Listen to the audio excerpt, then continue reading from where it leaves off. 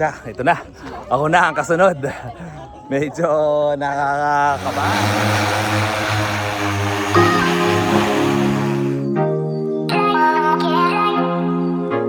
Okay, hello everyone. This is Eric of the Veloz Squad and my vlog for the day. First time, papayagan ako ni Sir Kicks, yung inventor ng aming hoverbike. Na i-try, masakyan siya na actual kasi usually siya lang talaga yung sumasakay doon kasi to make sure na it's bago niya ipatry kailangan 100% it's safe. So for so many times, so many trials niya, so actually na-try na nga siya ng executive assistant ko at ng kanyang mga engineers. So sabi ko naman, why not ako naman ang magta-try. So nandito tayo ngayon sa Torres Farm Hotel and Resort. Yung background ko is the White House of Torres Farm. And nandun, ayun na, nakikita ko sila. Sige, puntahan ko muna sila. Let's see, exciting! Ayun na, oh. Nice to see you, welcome back. Welcome back, welcome back. Ikaw din, oh. Welcome back, sir. Thank you. Oo nga, kaya nga, na-try mo na pala din pala to. Susunod, sir, ako na magkokontrol. Oo, tapos si Claudine, nakatry din, ha? Ano siya eh. Sinigurado niya eh, na nung lumipad kami dyan, lilipad siya. Oo. Ako next year, nilockdown na niya. Si Jason, lumipad. Darating Grabe. ba si ma'am? Ha? Darating si Claudine. Yeah, nandito siya. Oo, pera, ito. Exciting. Ang tagal na ni Sir Eric na gusto lumipad, guys. Oo nga. Siyempre, tinapos muna namin lahat ng test flight namin. Sinubukan muna namin lahat. Tapos so far, successful naman lahat. Sa guest, siguro, nakakailan na ba tayo? Nakakatatlo na kami. So, Tatlo. pang-apat ka pala. Oh, wow. Okay, di ba? Yes, yes. Hi, Ma'am Claudine. So, Ay, ikaw na lang. isang battery lang muna yung i-drain namin ngayon. So, si Sir Kicks muna yung sasakay. Then after nun, pag may natira pang ako naman, papasakayin niya.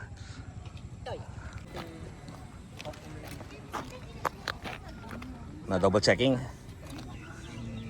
Red. Kasangalan niya. Red 1.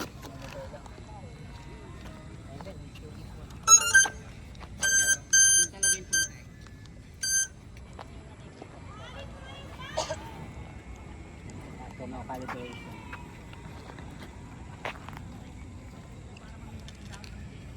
Game ka, ma.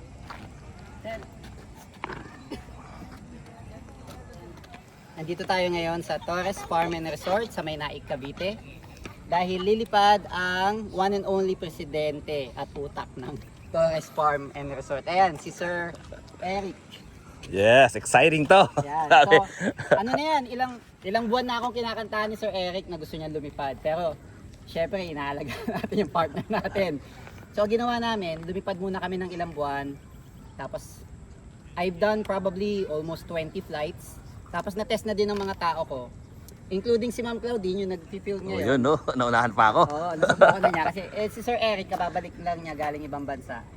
So, ngayon, what I'm gonna do is, lilipad muna ako, let's say, 1 or 2 minutes, just to make sure everything is safe. And then after that, titingnan natin kung game si Sir Eric na lumipad. Pero, lumipad na niya sa hoverboard ko eh. So, alam ko, lilipad niya kaya niya.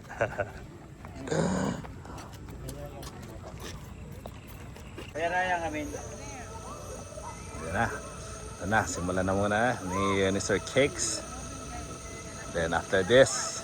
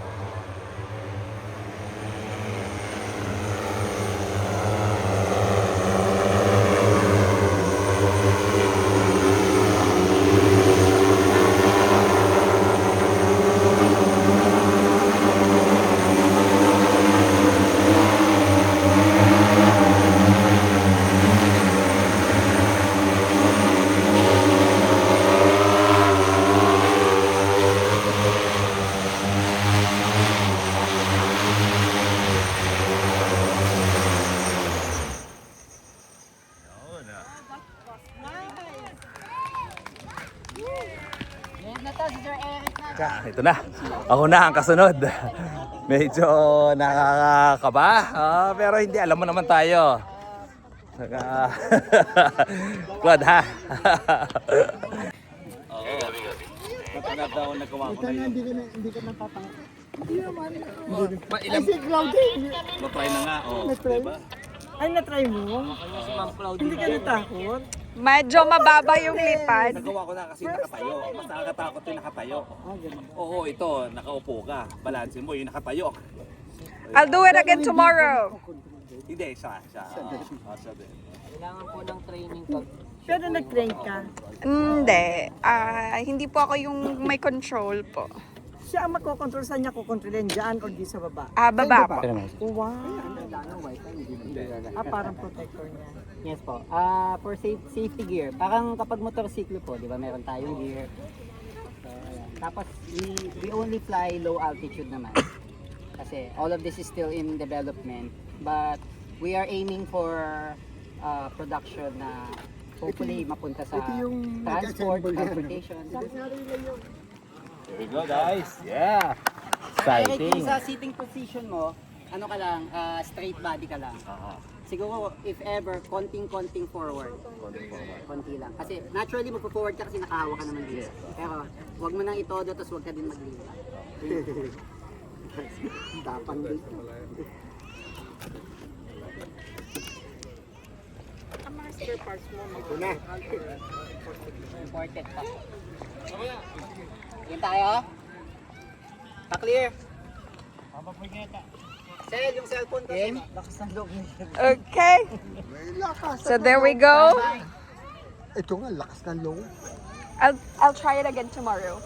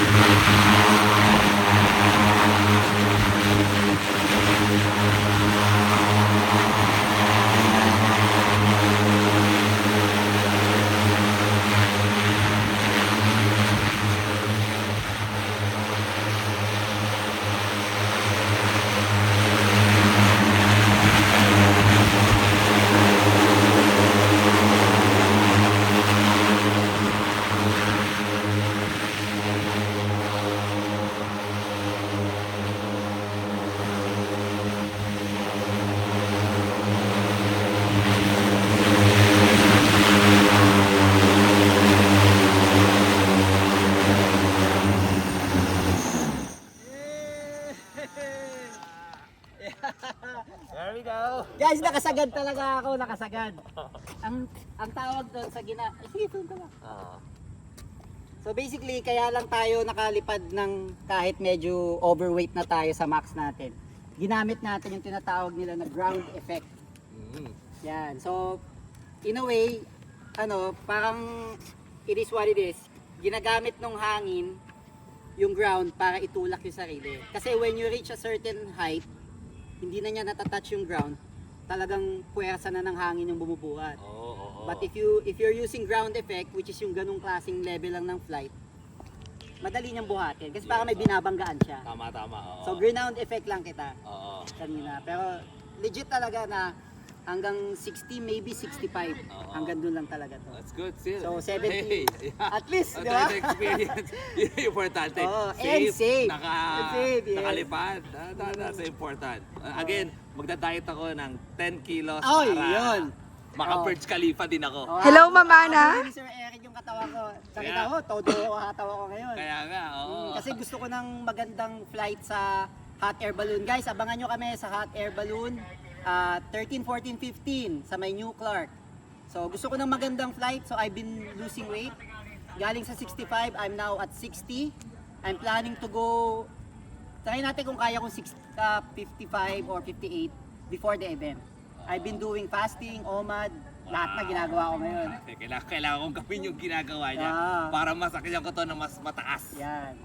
Alright. Bro, thank you. Thank you for the experience. Kinabahan ako. Oo, it's an amazing experience. Yung maka-hover ka lang, that's the experience already. Hindi ko kailangan yung mataas, pero wow, what a great experience. Importante, safe, very You're safe. only the 4th in Philippines Yeah. to ever try this. Nung nakam pa ako ng ko yan, yung naghahawak ng video. Thanks, bro. Yes. At least alam ko yung nangyari. Oo, yeah, at least. I had to find out kasi may event tayo eh. Oo. So wait lang, wait. May limit tayo sa 60.